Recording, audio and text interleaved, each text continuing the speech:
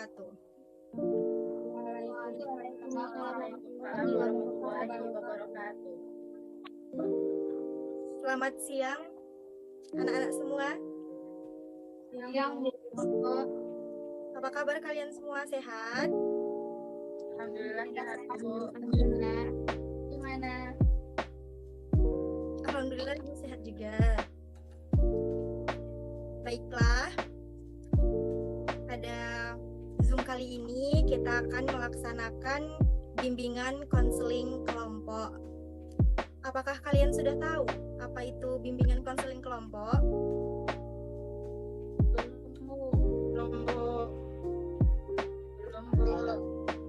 Baiklah, mengenai penjelasan bimbingan konseling kelompok akan dijelaskan oleh Ibu Izah. Kepada Ibu Izah, saya persilahkan.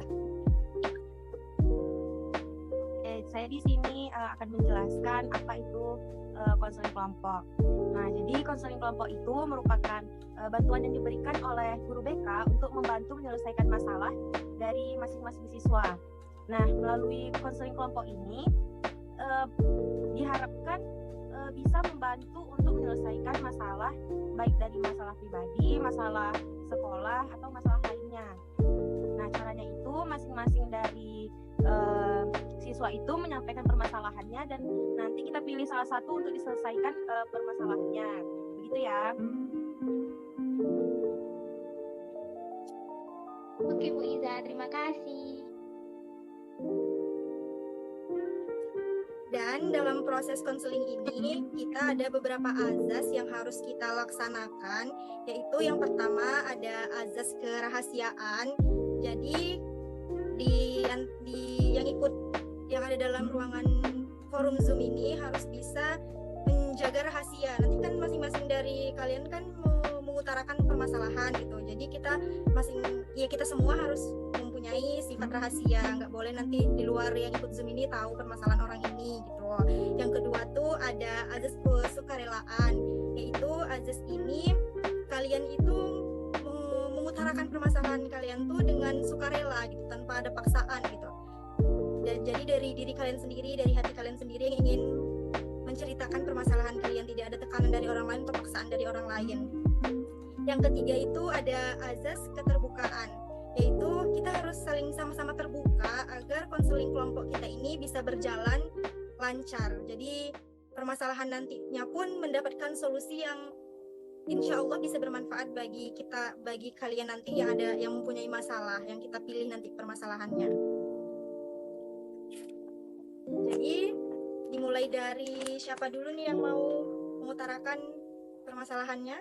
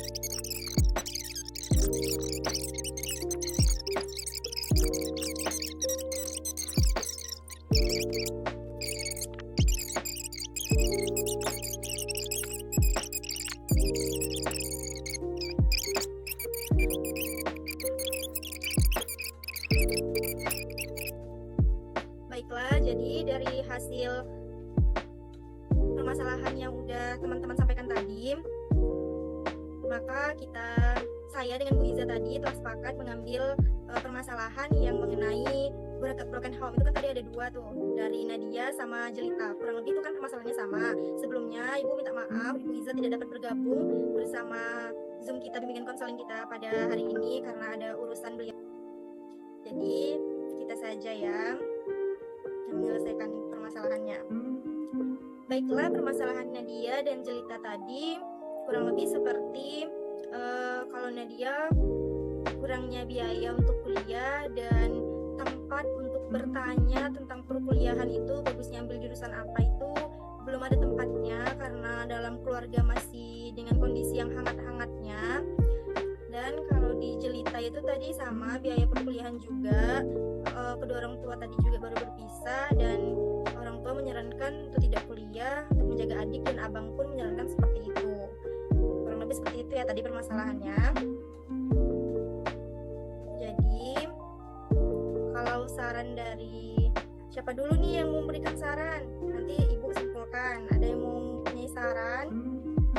Malah mau. Sedikit saran.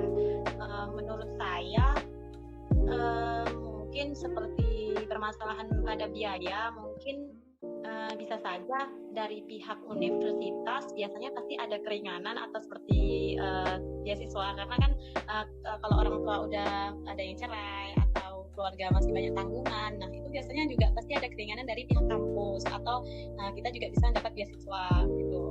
Atau nanti biasanya dari di daerahnya masing-masing, biasanya dari kepala desanya atau dari kelurahannya, itu juga bisa diuruskan dari mereka mungkin gitu. Oke, sebelumnya saya ingin minta maaf kepada teman-teman semua. Kenapa saya bilangnya teman-teman? Biar saya kelihatan muda gitu seperti kalian gitu, biar sama kita. Tapi kadang-kadang saya juga panggilnya anak, jadi kadang saya juga nggak konsisten gitu ya kan. Tapi saya lebih nyaman manggil kalian dengan teman-teman, biar kita sebaya gitu kan, masih seumuran kita kan. Gitu. Saya kan baru 17 tahun juga seperti kalian. Baik, Bu. Baiklah, ada lagi yang ingin menyampaikan sarannya?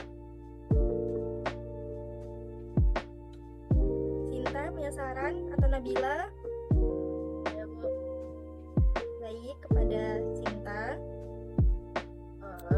Kalau menurut saya tadi dengar dari ceritanya Jelita, bahkan dia bilang orang tuanya udah berpisah, terus dari semua saudara dia nggak ada yang kuliah.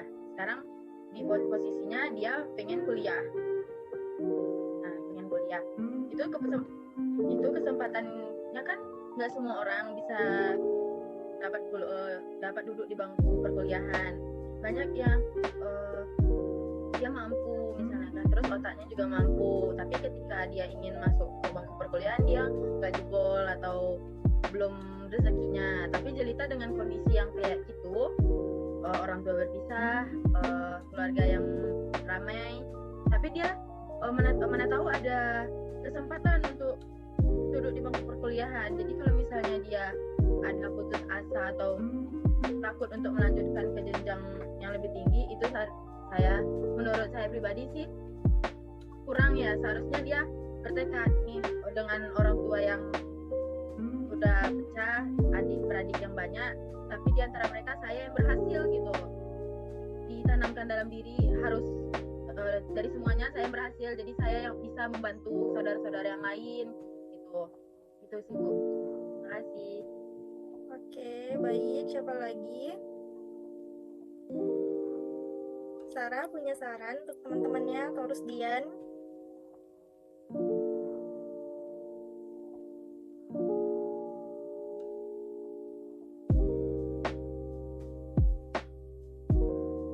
Baiklah, jadi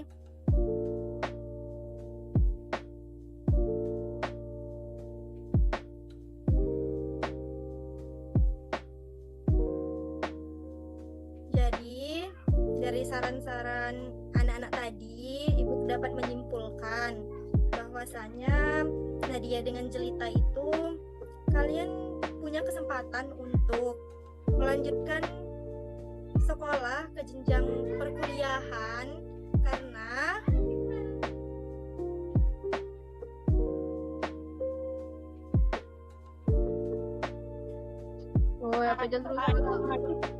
jadi dari permasalahan tadi tuh kalian mempunyai kesempatan untuk kuliah karena kalian ada keinginan untuk kuliah. Cuman kan penghambatnya karena tidak bisa konsultasi dengan orang tua. Ya mungkin dalam beberapa waktu ini kan masih ada nanti ujian seleksinya lagi. Jadi masih bisa mungkin dalam ukuran waktu 2 bulan lagi kalian bisa bertanya dengan orang tua jurusan apa sih yang bagusnya saya ambil gitu. Nanti coba lihat, ada saatnya orang tua itu dalam keadaan yang mungkin kalian sebagai anaknya pasti tahu nih kondisi orang tua saya mungkin saat ini lagi bisa saya ajak ngobrol, ajak diskusi gitu. Coba lihat kondisi orang tua gitu. Habis itu juga mengenai biaya tentang kuliah, banyak kok sekarang tuh beasiswa yang bisa kalian ikuti seperti KIP. Itu kan bisa tuh kalian urus, misalnya kalau emang tidak mampu, terhambat kali oleh biaya kuliah tuh kan bisa urus surat ke RT RW gitu. Jadi sih menurut ibu kalau sekarang nih kita mau kuliah, mau sukses, mau maju, selain kita kuat kemauan, pasti di balik itu semua ada jalannya gitu. Jadi kalau misalnya biaya tuh, ataupun nanti misalnya kalian kuliah Sabtu Minggu itu, tapi itu kan ke swasta ya perginya gitu. Kalau emang mau mencari kuliahnya tuh sambil bekerja gitu. Tapi kalau tetap mau di negeri juga bisa.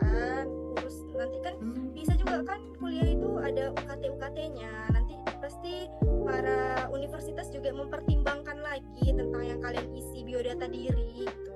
Jadi jangan salah isi aja dengan emang status keluarga sekarang seperti apa gitu. Kalaupun nanti dikasih UKT tinggi, bisa kita ajukan di semester berikutnya penurunan UKT gitu. Ya Sinta? Misi sebentar, Bu. Ya boleh. Jadi baiklah, hanya itu yang dapat saya sampaikan sebagai saran diskusi kelompok kita pada hari ini. Kurang lebih saya sebagai guru bimbingan konseling mohon maaf dan atas keributan yang terjadi di rumah saya. Semoga saran dari saya dan saran dari teman-teman tadi bisa menjadi bahan pertimbangan untuk Jelita dan Nadia. Baiklah, kalau misalnya kurang puas dengan jawaban tadi, boleh hubungi saya secara pribadi atau mana tahu karena di sini ramai gitu kan. Saya siap merespon permasalahan kalian semua. Baiklah, hanya itu bimbingan konseling kelompok yang dapat kita lakukan pada hari ini. Lebih dan kurang saya mohon maaf. Wassalamualaikum. Saya tutup ya Zoom-nya. Wassalamualaikum warahmatullahi wabarakatuh.